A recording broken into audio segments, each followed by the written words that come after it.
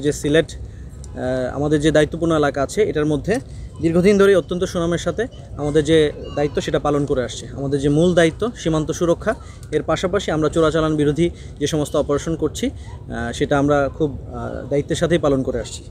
এরই ধারাবাহিকতায় গতকাল রাতে আমাদের একটি বিশেষ অভিযান পরিচালনা করা হয়। সেখানে আমাদের মূলত একটা অস্ত্রের ইনফরমেশন ছিল।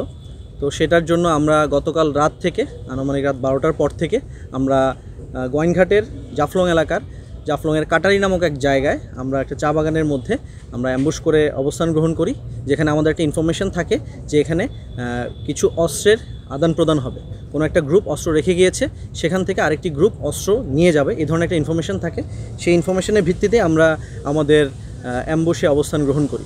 পরবর্তীতে সারা রাত সম্ভবত আমরা যেটা বুঝতে পারি, সারা রাত অবস্থান গ্রহণ করার পরে যে তারা হয়তো বা যারা অস্ত্র চোরাকারবারি তারা হয়তো জানতে পারে আমাদের অবস্থান, এবং সকাল অবধি আমরা চেয়েছিলাম আসামি সহ ধরার জন্য।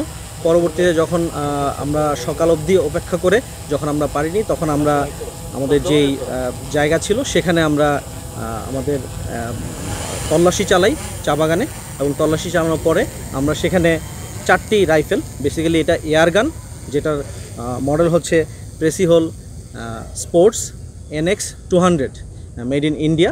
এটা ক্যালিবার .177। এটা মূলত এয়ারগান, যেটাতে আসলে গান পাউডার নেই, এটা গ্যাস অপারেটেড। এটা যদিও এখানে আমাদের এটা মূলত এয়ারগান হিসেবে ব্যবহার করা হয়, এটার বৈধতা রয়েছে বাংলাদেশে, বাট যদি লাইসেন্স থাকে। বাট এই অস্ত্রগুলো যেহেতু অবৈধ পথে আসছিল এবং পাচার হয়ে আসছিল, সেহেতু এটা অবৈধ অস্ত্র হিসেবে আমরা এটাকে জব্দ করি।